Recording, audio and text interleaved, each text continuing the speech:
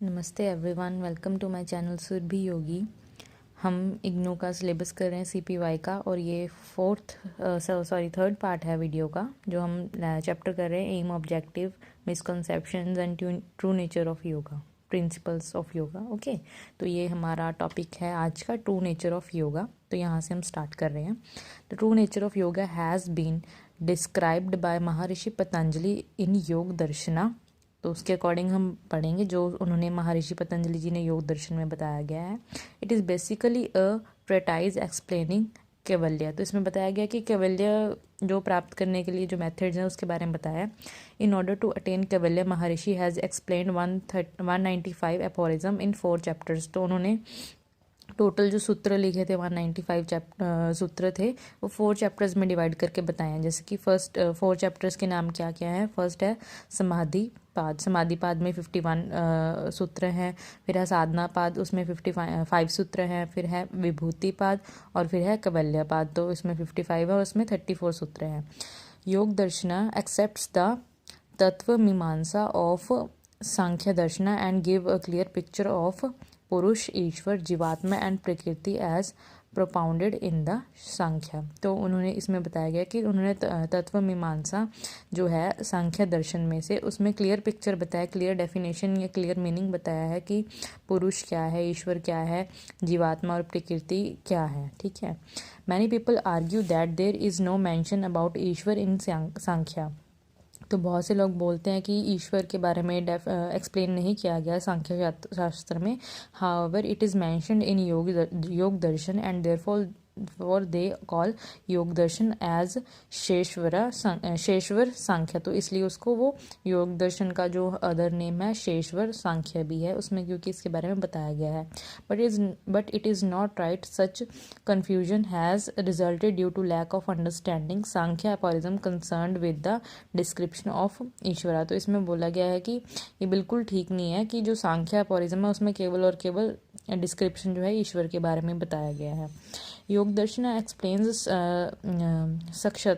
साक्षात्कार as the ultimate aim of yoga. तो इसमें बताया गया कि जो मेन एम है योग का वो क्या है, कि आत्म साक्षात्कार है, वेयर बाय द साधक अटेन्स जीवन मुक्ति। तो जब उसको आत्म साक्षात्कार हो जाता है तो वो जीवन मुक्ति हो जाता है। The state of absence of all kleshas, ये हमने पढ़ा है। जब कोई भी पर्सन जीवन मुक्त हो जाता है तो फिर ही उसे विदेह मुक्ति मिलती है, जो कि उसको आफ्टर डेथ मिलती है, जो उसको अपनी फिजिकल बॉडी त्यागने के बाद मिलती है। और कैवल्य, या फिर उसको कैवल्य मिलता है, मोक्ष मिलता है, निर्वाण मिलता है। ये सब वर्ड्स यूज़ किए गए हैं। ठीक है। तो नेक्स्ट हम बात करते हैं यहाँ पे समाधि एक्सेट्रा, ये सब उसको प्राप्त होता है। The state of total solution where a sadhak attains साक्षात्कार ऑफ 3 अनादि सत्य। तो मतलब क्या है कि उसको जो 3 अनादि सत्य हैं, ईश्वर, जीवन, जीव और प्रकृति, इसके बारे में उसको समझ आ जाती है। हम नॉर्मली जो बात करें वो क्या है, उसको समझ आ जाती है कि ये सब क्या है, एटर्नल ट्रूथ है, ये है, बाकी सब इनएटर्नल है।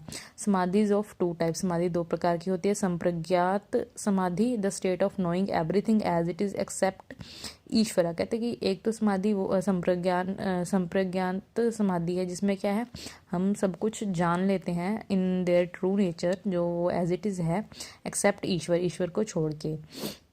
फिर है असंप्रज्ञात समाधि। इसमें क्या है, the state of Ishwar sakshatkar, knowing the true nature of Ishwar. इसमें क्या है कि हम ईश्वर के बारे में सब कुछ जो है जान लेते हैं। फिर है आगे बताया गया है संप्रज्ञात समाधि का है साक्षात्कार ऑफ मूल प्रकृति। मूल प्रकृति जो है उसके बारे में हम जानते हैं, जैसे कि सत्व, गुण, रजस, तमस हैपन्स इन द फॉलोइंग। तो इसमें सत्व, रजस और तमस तीनों ही होते हैं। वो किस प्रकार से होते हैं, वितर्क होता है, विचार होता है, आनंद होता है, अस्मिता होता है। ठीक है। तो वितर्क में क्या होता है, साक्षात्कार ऑफ पंचभूत, जो पंचभूत होते हैं उनका साक्षात्कार होना। जो फिर है साक्षात्कार ऑफ सूक्ष्म भूत हो महत तत्व, उसके बारे में जो हम ये सब जान जाते हैं। फिर है आनंद, साक्षात्कार ऑफ मूल प्रकृति, जो रियल प्रकृति है उसके बारे में जानना। फिर है अस्मिता है साक्षात्कार ऑफ जीवात्मा अकर्ष, तो जीवात्मा के बारे में नोन होना, जान जाना सब कुछ एज इट इज़। फिर है असंप्रज्ञात ज्ञात समाधि, ठीक है। इसमें क्या है, there is state of Ishwar साक्षात्कार, ये ईश्वर को जानने की स्टेट होती है जब हम ईश्वर को एज इट इज़ जान लेते हैं। Yoga Darshan not only explains the true form of these anadi satyas but also clearly enumerates ashtanga yoga. कहते हैं कि योग दर्शन में इन सभी इन अनादि सत्य के बारे में तो डिफाइन जो है, एक्सप्लेन जो है किया गया है, और साथ में अष्टांग योग का भी उन्होंने एक्सप्लेन किया है। द टेक्निक टू अटेन साक्षात्कार ऑफ दीज अनादि सत्यस, फिर आगे बताया गया कि हम इन तीन अनादि सत्यस को कैसे अटेन कर सकते हैं। एक ये डायग्राम फॉर्म में है, जैसे वितर्क, विचार, आनंद और अस्मिता। ठीक है। समाधि दो प्रकार की होती है, संप्रज्ञात समाधि, संप्रज्ञात की आगे चार वो है पॉइंट्स हैं, वो बताए गए हैं। ठीक है। फिर आगे ये हमें संस्कृत के कुछ योग सूत्र में जो श्लोक होते हैं वो दिए गए हैं। इसमें बताया गया है ईश्वर इज फ्री फ्रॉम क्लेश लाइक अविद्या। तो इसमें बताया गया कि जो ईश्वर है वो सभी प्रकार के क्लेशों से मुक्त है, फ्री है। कर्म एंड विपाक लीडिंग टू वसंत माक संस्कार, देर इज, वो कर्म से विपाक से इन सभी से फ्री है। There is nobody as glorious as Ishwar, कहते हैं कि ईश्वर जैसा कोई भी नहीं है। Nobody is neither near और नॉर हायर देन ईश्वर, कहते हैं ना तो वो कोई भी व्यक्ति है जो ईश्वर के ज़्यादा क्लोज है, ना ही कोई, मतलब कि कोई उनकी बराबरी नहीं कर सकता, और ना ही उनसे कोई ऊंचा हो सकता है। ठीक है।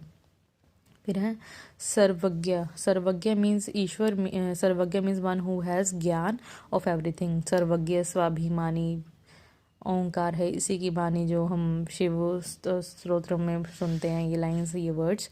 ठीक है। तो he is known of everything. Ishwar is सर्वज्ञ हु प्रोपाउंडेड ज्ञान इन द वेदास, कहते हैं कि ईश्वर को सब कुछ नॉलेज है, सभी के बारे में पता है, उन्होंने ही जो नॉलेज है वो वेदास में लिखा है, बताया है।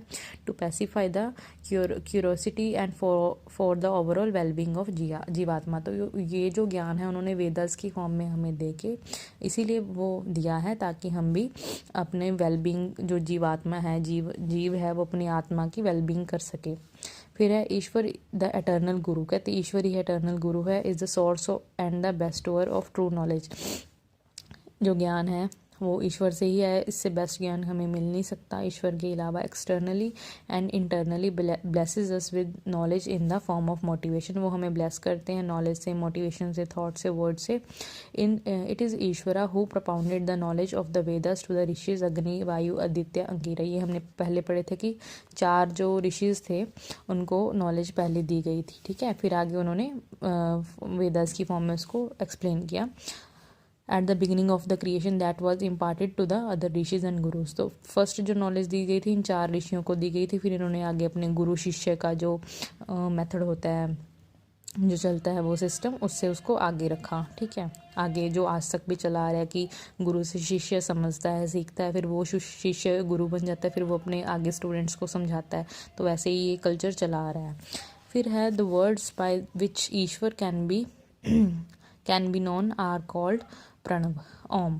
तो हम ईश्वर को जानेंगे कैसे, कि ईश्वर का नाम क्या है, तो हम ईश्वर का नाम बोलते हैं कि प्रणव के नाम से भी ईश्वर को जानते हैं, और ओम, आउम जो बोलते हैं, ये प्रणव और ओम जो है ईश्वर के नाम है।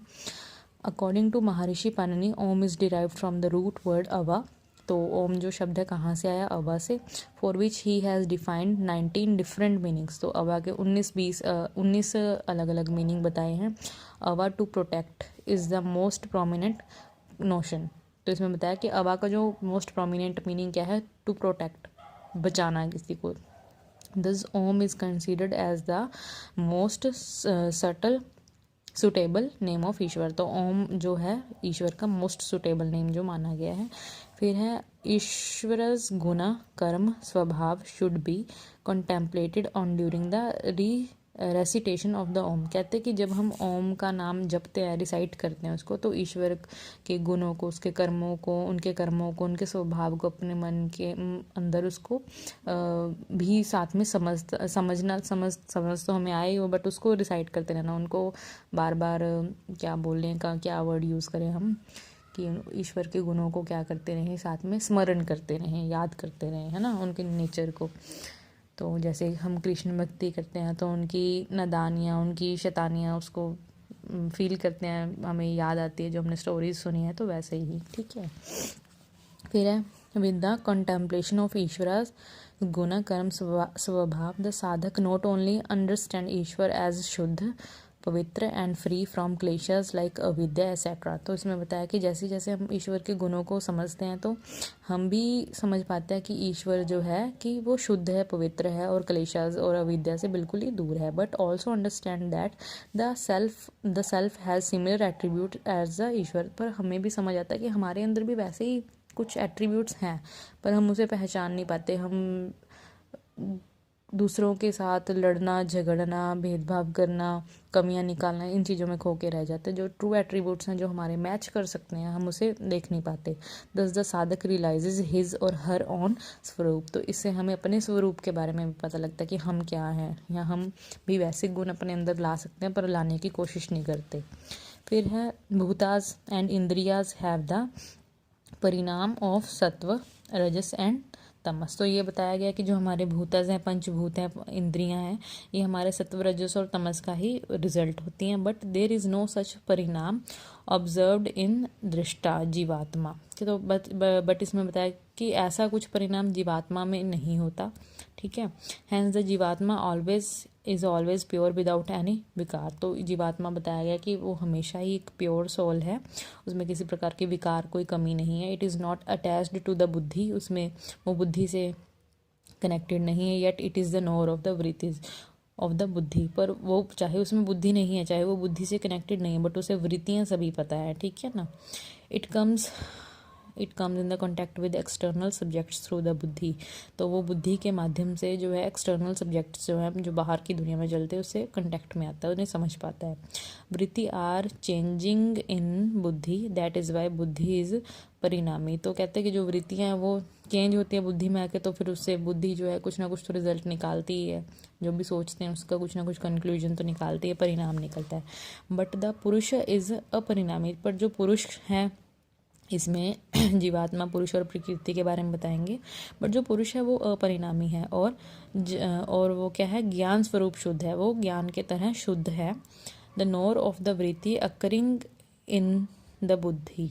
तो कहते कि वो क्या है, उसको वृत्तियों का पता है कि उसकी बुद्धि में क्या चल रहा है। पुरुष को ही इज़ नॉन, क्योंकि उसके पास ज्ञान है, इसीलिए दिस पुरुष एक्सपीरियंसेस द ज्ञान अकरिंग इन द बुद्धि। तो जो पुरुष है वो जो ज्ञान बुद्धि में चल रहा होता है उसके बारे में उसको पता होता है। वैसे ही हमें भी ये सब चीज़ें फील होती है, बट क्या है, हम कनेक्ट नहीं कर पाते। हमें पता होता है कि ये चीज़ अच्छी है, कुछ ये चीज़ बुरी है, बट अब हम क्या होता है कि उसको सही तरीके से, सही मायने से समझ नहीं पाते। ये कैपेबिलिटी हमारे अंदर है, but it is not identified with बुद्धि। बट ये बुद्धि से आइडेंटिफाई नहीं कर सकते ड्यू टू अविद्या, क्योंकि हमारे अंदर अविद्या भी तो भरी हुई है ना, गलत नॉलेज भी तो है। It identifies it self with बुद्धि। तो हम उसी को ही, जो हमारे डिसीजन है अपने आप को या फिर आइडेंटिफाई जो करने का माध्यम है, वो बुद्धि से करते हैं। Due to avidya it considers changes occurring just second, हाँ, in the buddhi as the changes occurring in it. तो जैसे जैसे जो चेंजेस बुद्धि में आते हैं, तो वो हम समझते हैं कि वो चेंजेस हमारे पुरुष में या फिर जीवात्मा में वो आ रहे हैं। This result in the experience of सुख दुख। तो इससे हम फिर सुख दुख का भोग करते हैं। Maharshi then explains the true nature of prakriti says. फिर उसमें अब महर्षि जी प्रकृति के बारे में बता रहे हैं, जीवात्मा के बारे में बताया, पुरुष के बारे में बताया, प्रकृति के बारे में बता रहे हैं, ठीक है। एवरीथिंग दैट अराइजेज फ्रॉम सत्व रजस तमस द थ्री गुणाज ऑफ मूल प्रकृति can be categorised into two parts. कहते हैं कि जो तीन ये गुण हैं हमारे, इनको हम आगे दो हिस्सों में बांट सकते हैं। कहते हैं कि भूतात्मक और इंद्रियात्मक। सत्व इज प्रकाशशील, इल्यूमिनेटिंग। रजस इज, जो सत्व गुण है वो प्रकाशशील है, जो लाइटिंग है, पॉजिटिव है, अच्छा है, भला है ना। जो रजस है वो क्रियाशील है, वो एक्टिव है, डायनामिक है, ठीक है। जो तमस है वो रेस्ट है। उसमें हम जैसे तमस के गुण हमने पढ़े हैं, समझे हैं कि वो लेजी होता है, रेस्ट की स्टेट में होता है, इनएक्टिव होता है। These bhutas and indriyas which are given by the Ishwara are meant for bhog and apavarg, ठीक है। तो ये जो हमें इंद्रियां और भूतास दिए गए हैं, ये हमें भोग के लिए दिए गए हैं, अपरवर्ग के लिए दिए गए हैं, फॉर द पुरुष, ये पुरुष के लिए हैं। भूतास रेफर टू 5 5 सूक्ष्म भूतास। तो ये भूतास फिर 5 सूक्ष्म भूतास में डिवाइडेड है, जिसमें है रूप, रस, गंध। ठीक है, रूप की चीज़ दिखती कैसे, रस उसका टेस्ट कैसा है, गंध स्मेल कैसी है, स्पर्श टच करने पे, और शब्द उसको बोलने में। ठीक है, द 5 स्थूल भूतास। आगे फिर बताया गया है स्थूल भूता के बारे में। पृथ्वी, जल, अग्नि, वायु, आकाश। पृथ्वी, जल, अग्नि, वायु, आकाश। ठीक है, ये हमारे स्थूल भूता हैं। इंद्रियां रेफर टू 5 ज्ञान इंद्रियां, 5 कर्म इंद्रियां।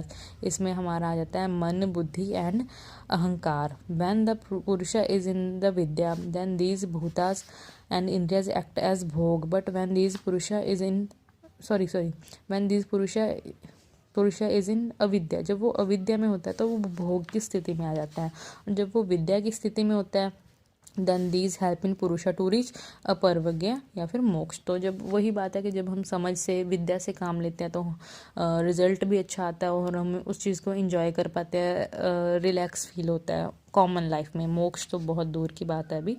और जब हम अविद्या से, इनकम्प्लीट नॉलेज से या विदाउट नॉलेज से कोई काम करते हैं तो वैसे ही रिजल्ट उसका सामने आता है। ठीक है, डिस्ट्रक्शन काइंड ऑफ रिजल्ट आता है। फिर हमें पता है डिफाइनिंग योग, महर्षि पतंजलि सेज योग चित्तवृत्ति निरोधा। ये हमें पता है कि योग जो है चित्त की जो भी वृत्तियां हैं, जो भी मेंटल मॉडिफिकेशंस हैं, उनको ख़त्म कर देता है, निरोध कर देता है, ख़त्म कर देता है। ठीक है, वृत्तिज आर इधर क्लिष्ट और अक्लिष्ट। फिर इसमें बताया गया जो वृत्तियां हैं वो 2 प्रकार की होती है, या तो क्लिष्ट या फिर अक्लिष्ट। There are of the 5 types of vrittis. पहला प्रमाण, विपर्य, विकल्प, निद्रा, स्मृति। ये क्वेश्चन आया हुआ है एग्जाम में, तो डेफिनेटली इसको अच्छे से याद करना। एक्सप्लेनेशन इसकी कि वृत्तियाँ कितनी हैं, कैसी हैं, उसकी एक्सप्लेनेशन। ठीक है, फिर है देर आर 5 स्टेट्स ऑफ चित्त। चित्त की हमारे 5 स्टेट्स हैं, क्षिप्त, मूढ़, विक्षिप्त, एकाग्रह की स्टेट जो होती है, फिर है निरुद्ध अवस्था। ठीक है, तो vrittis and chitta bhumis are described in unit 14। ये हम आगे पढ़ेंगे, ये आगे एक्सप्लेन किया गया है। इन द स्टेट ऑफ योग समाधि जीव experiences it's true nature, absorbs itself in the bliss of ईश्वरा। कहते हैं कि जब कोई जीव समाधि में होता है तो वो ईश्वर का ब्लिस जो है, ब्लेसिंग्स जो है वो गेन करता है। Maharshi Patanjali has given many aphorism to state differentiate between atma and chitta, one among them is. तो इसमें बताया गया कि आत्म और चित्त में डिफरेंस क्या है, वो एक्सप्लेन किया गया है। इन योग द साधक अटेन्स साक्षात्कार that atma and chitta are distinct from each other. कहते हैं कि जो चित्त और आत्मा है जो एक दूसरे से अलग अलग है, तो इसमें साक्षात्कार वो योग के माध्यम से उनको मिलता है। विद दिस साक्षात्कार द साधक अटेन्स विवेक ख्याति। ठीक है, तो इस साक्षात्कार से उसे विद्या आएगी, द नेसेसरी रिक्विजाइट फॉर हान या फिर मोक्ष। तो मोक्ष के लिए जो है उसे वो नॉलेज आएगी, सही गलत का फ़र्क करना, क्या इंपॉर्टेंट है क्या इंपॉर्टेंट नहीं है, उसको समझ पाएगा तो डेफिनेटली मोक्ष की तरफ वो जाएगा। जो बेसिक्स हैं, मीन्स की जो बेसिक चीज़ है उसको समझ पाएगा। In order to reach the state of Vivek Khyati, Maharshi Patanjali has devised various techniques for the साधक depending on the state of their चित्त। तो for very एडवांस्ड साधक, तो ये श्लोक दिया गया है, अभ्यास, वैराग्य, ईश्वर प्रणिधाना। तो ये सब बताया गया कि जो साधक है उसको अभ्यास करना चाहिए। वैराग्य, अभ्यास क्या होता है, प्रैक्टिस करना। ठीक है, बार बार। वैराग्य होता है सब कुछ छोड़ के अपनी उस चीज़ पे कंसंट्रेट करना। और ईश्वर प्रणिधाना, जब वो इन 2 स्टेप्स को फॉलो करेगा तो डेफिनेटली उसको ईश्वर प्रणिधाना, मोक्ष जिसे हम बोलते हैं, वो ईश्वर का जो ट्रू नेचर है उसको समझ पाएगा। ठीक है, तो ये तो है एडवांस साधक के लिए। फिर है जो मीडियम साधक हैं उसको क्या करना चाहिए, क्रिया योग करना चाहिए। क्रिया योग हम डेफिनेटली पहले पढ़ चुके हैं। फिर जो बिगिनर्स हैं उनको अष्टांग योग करना चाहिए, जो मोस्ट कॉमनली जो चलता है अष्टांग योग, 8 लिम्स ऑफ योगा। तो ये सजेस्ट किया गया है महर्षि पतंजलि जी द्वारा। तो ये हमने पढ़ा था। अभी हमारा टॉपिक है ट्रू नेचर ऑफ योगा। तो गाइस, ये हमारा 3rd पार्ट था ये वीडियो का, जिसमें हमने ट्रू नेचर ऑफ योगा के बारे में पढ़ा। जो नेक्स्ट 4th पार्ट में वीडियो का बनाऊंगी वो होगा प्रिंसिपल्स ऑफ योगा, और इसके बाद हमारा ये चैप्टर कंप्लीट हो जाएगा। तो अपना से साथ साथ में सिलेबस जो है रिवाइज करते रहना। हम बुक कर रहे हैं BYG 001 introduction to yoga and yogic text. हमारा चैप्टर चल रहा था 4th। ओके, 4th जो चैप्टर था ब्लॉक 1 का वो हम कर रहे थे। ठीक है, objectives, misconceptions and true nature of and principles of योग। तो इसके साथ हमारा फर्स्ट जो ब्लॉक है वो कंप्लीट हो जाएगा। उसके बाद हम सेकंड ब्लॉक की तरफ जाएंगे और अपना सिलेबस कंटिन्यू करेंगे। Stay tune to my channel. जिन्होंने सब्सक्राइब नहीं किया है तो वो प्लीज़ इसको सब्सक्राइब कर लें चैनल को, क्योंकि मैं इसमें पूरा सिलेबस करवाने वाली हूँ इग्नू का, CPY का। तो डेफिनेटली सब्सक्राइब करें। कोई क्वेश्चन आंसरिंग है तो आपका क्वेश्चन है आपका कोई तो कमेंट बॉक्स में पूछ सकते हैं मेरे से, और वीडियो को लाइक करें। Thank you so much. Stay tune and subscribe my channel guys. Thank you.